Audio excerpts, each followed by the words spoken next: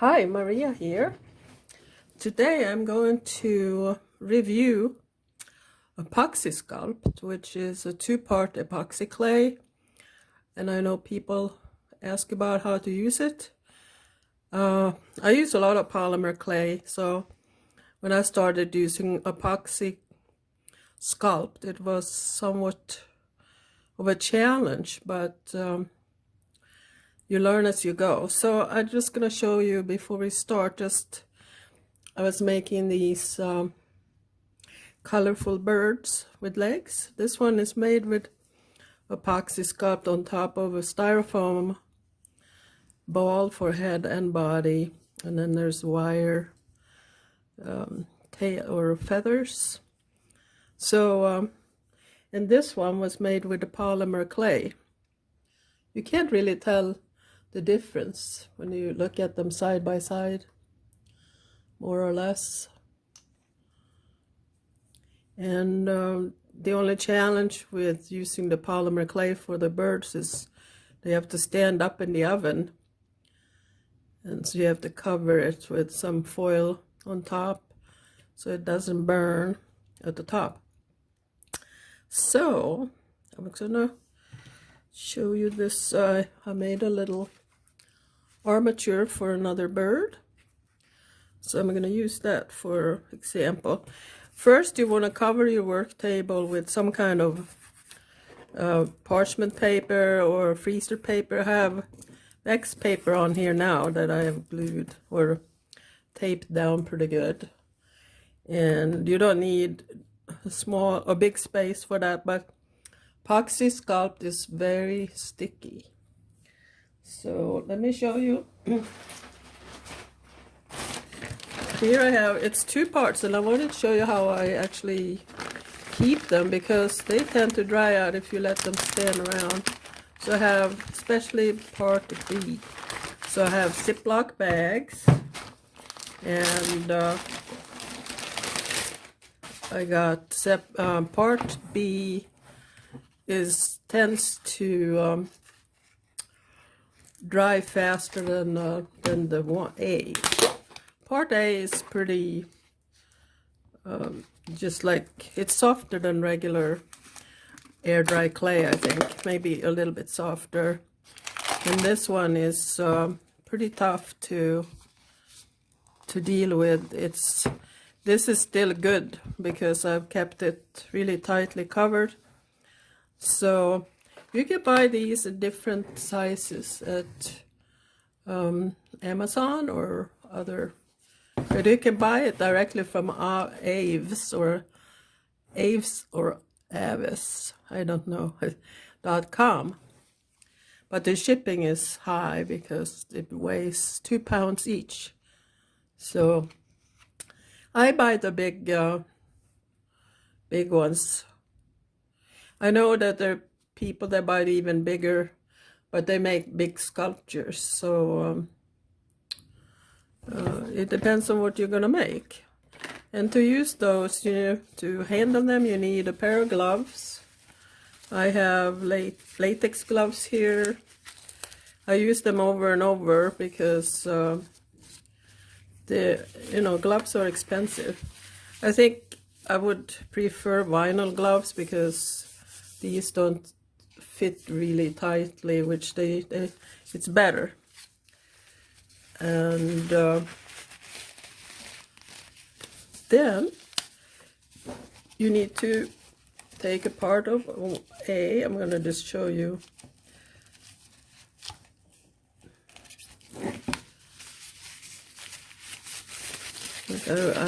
I make it into a little ball. And you can I often use like a popsicle stick to get part B out because it is so tough to get out of the. There are actually special scoops. They're like ice cream scoops you can buy for these. But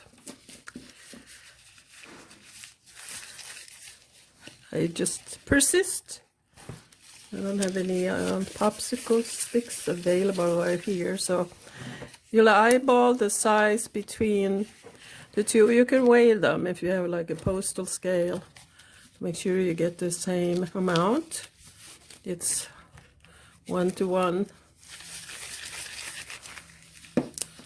So those looks pretty good right there. Put the lid back on the containers.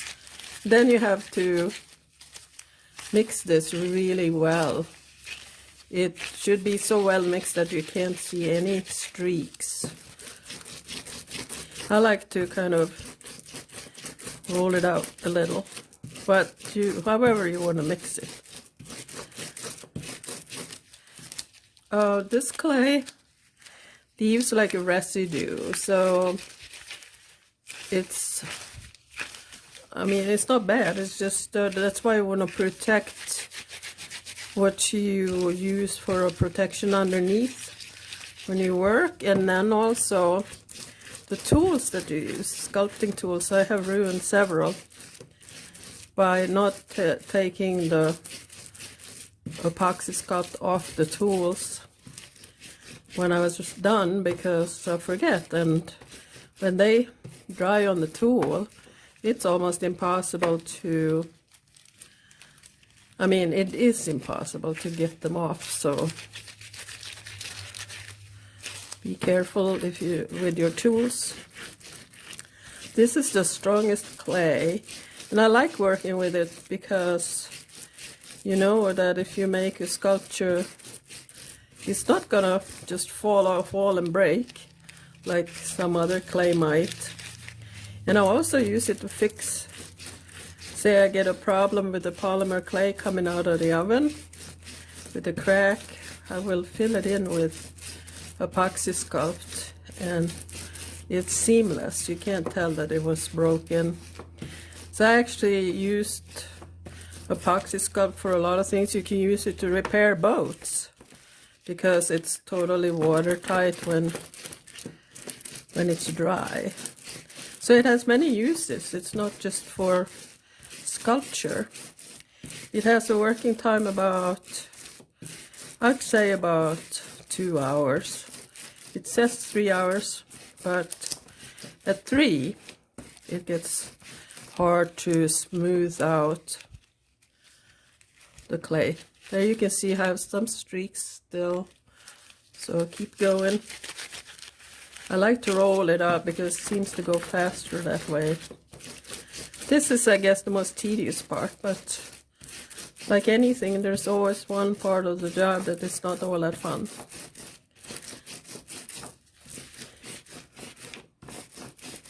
It also takes, rubber stamps well, but make sure to clean those off too, because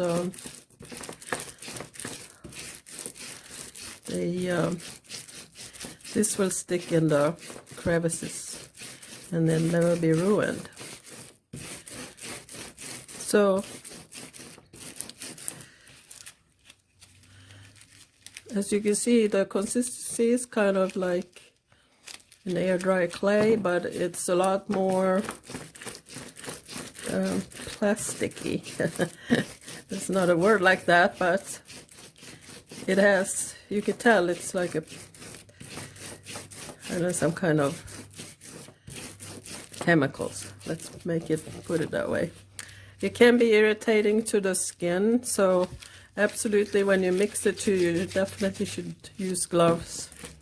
Some people don't use gloves to sculpt, and I found that if I didn't use gloves, I got a kind of a irritated skin. So definitely use gloves, and if you don't, be careful to wash your hands very carefully, because this is like a, it's like a plastic skin on top of your skin when it is on there, so you have to be careful. And this goes a long way. You can, I never use a roller pin for this like you would with polymer clay, because you roll it out and it sticks to your wax paper that you have underneath, and it never comes out even, or it's even, but it tears, and then you have to start over.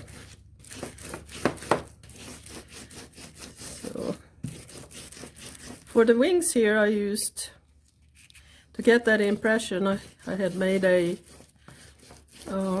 mold out of, I'm not sure what it was, so maybe a brooch or some kind of jewelry.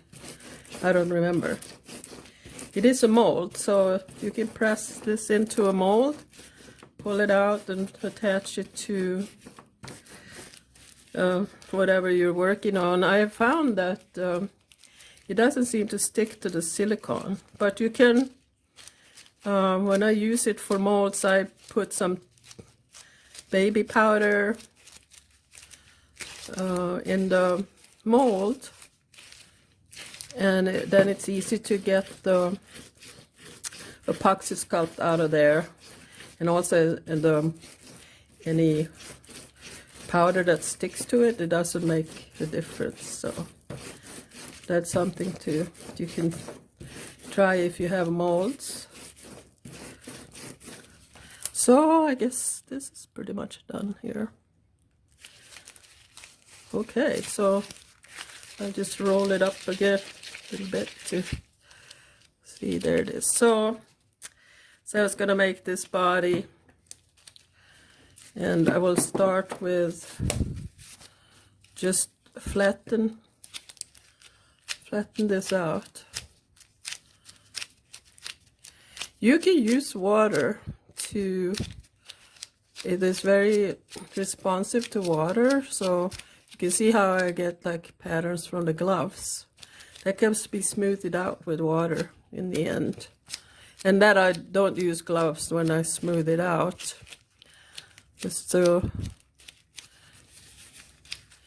my sculptures are never perfect, but if you have, like, here's like a dip right there, you can fill it in with clay. I try to, because Epoxy Sculpt is expensive, I try to really smoothing out to a very thin layer. So if you have a bad armature, you're gonna have to use more clay, or add actually some more what should we call it, aluminum foil. Well, the legs will have to be adjusted later, but so you can see here how that just, it will stick to anything almost. The only thing it doesn't stick to is oil. So say for instance I was gonna do pantaloons on this bird like this one, then you will keep adding. You can see how thin this is, about 1/8 of an inch maybe. And you just add, try to add where the seam was of the old. You're gonna have to smooth that out. I'll show you that as I'm done using up this clay. So also you can never use it again, you have to use up whatever you mix. So you have to kind of eyeball how much you need. But in the beginning I ended up making little birds and stuff for leftovers to stick on other projects, and that works. But if you have, it's better to have too little and add more if you don't want to waste anything. There you can see how that comes together really easily.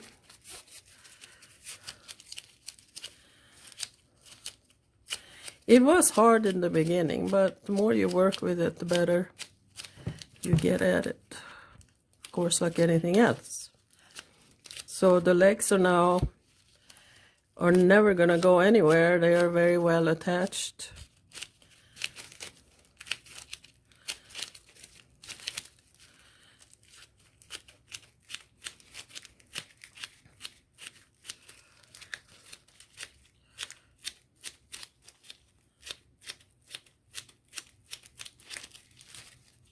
But you can see how it sticks to my gloves.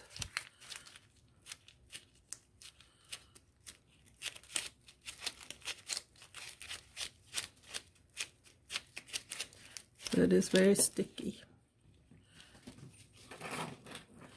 You're gonna have to work in sections with this kind of clay. So it takes about 24 hours to dry.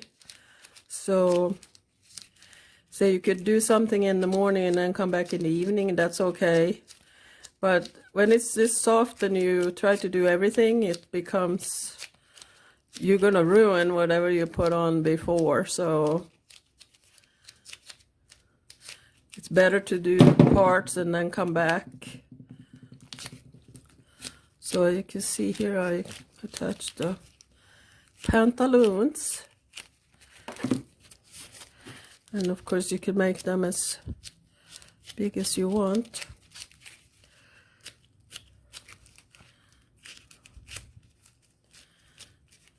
So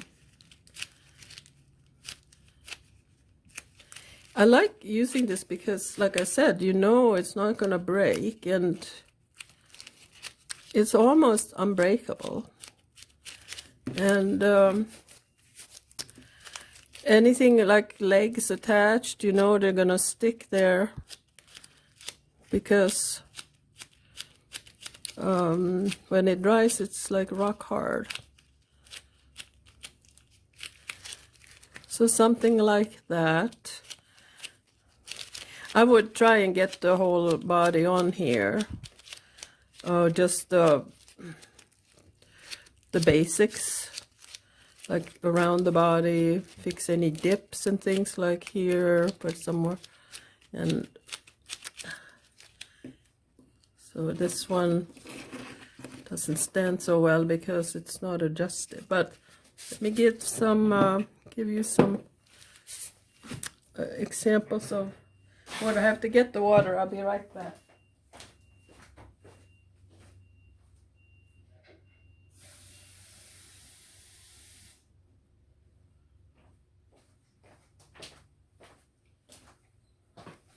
There's also an epoxy solvent that you can buy from the company that you can use to smooth out, but it does have a very strong chemical smell, so I don't use that, but I have some.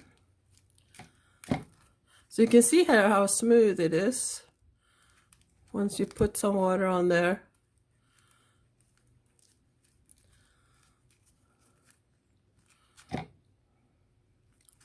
So I would go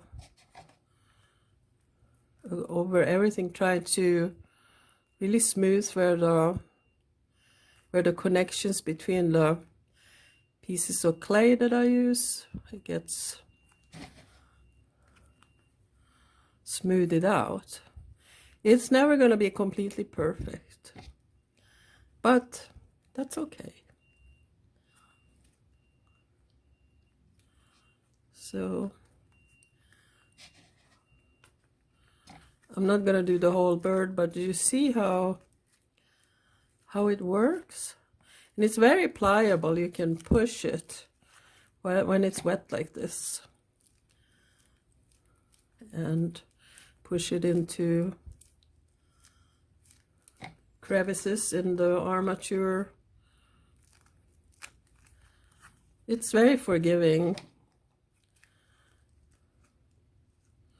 I said to myself, oh, I'm never going to use Apoxie Sculpt again. It's too messy and it's expensive, but it's like you get hooked. I keep buying it. So as you see here now, underneath I got some marks because I had you can get my fingerprint off of it. So The one, okay, so say this bird was done and I was gonna dry it. I would have to, this bird is okay to just stand like this and dry. But if you have something, let me see, I had made, can't remember. Well, say you make these little birds. I would, leftover, I make birds and I put them on a metal wire, like you can see here, when they're wet, and then I'm sticking them into something like that to dry, and that way they retain their form, because if you set something right on like this, it will take on the pattern of this, which might not be so good. But if you have something that is standing, like with clay legs or clay feet, I use a piece of aluminum foil. This has actually some oil on it. I think I used olive oil, but you can use any oil that you like. Put your project on there and let it dry. And the next day it will still be stuck to the aluminum foil, but you pull it off. And then you can wash the feet or the legs that were on there, because it's when it's dry you can just wash the clay. It's not going to harm anything. And then you paint it. You just paint it with regular acrylic paints, and you can seal it with a spray varnish or a other medium, but you don't actually have to. That's a choice. So, and to make marks in this, you can use, like here I had some, I think a piece of wire, and these are made from like fondue cutters that I got a set at Michael's. I'll show you.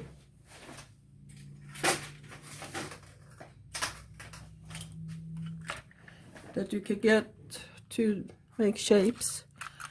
Here I make a lot of stars. You can see here it's dried on there, even though I wipe it off, but after use, but it's still, there's a film that dries and it's real sticky. I mean, not sticky here, it's dry, you can't get it off. So think about that when you use molds or rubber stamps. And let me see, I use a mold for a face, and here, like I'll show you this was with Apoxie Sculpt. If you say you're going to use wires like this, so when this is done and it's still wet, I stick these wires into holes, or make holes with the wires into the body before it's dry, and then the holes are already there when you make the feathers. So I wrap the yarn around with the glue, and then I put some glue on the wire and stick it into the bird. You can use you know, like E6000 glue or instant, you know, that super glue. I use that a lot. So, and then I painted face on here.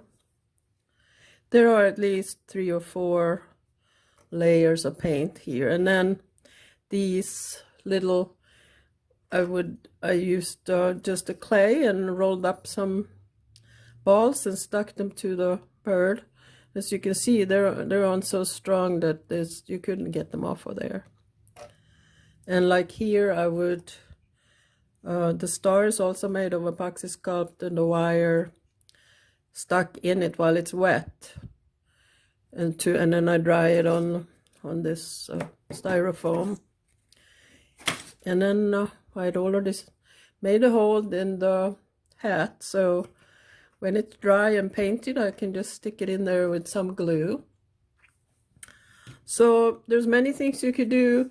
You have to think ahead for how the finished product will look, more or less. I haven't made any big plans for this. I'm just gonna put on some wings. Maybe I'll do some texture possibly, and then go from there. You can tell already it's starting to set a little bit. So, but it's still soft enough to take markings. You could say, would use, I'll show you how I use this, like, to make it, you will make that before it's dry. So, and then you have a pattern or some kind of decor.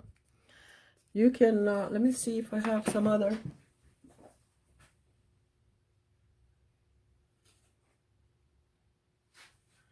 This one, I just used the back of a brush, like a,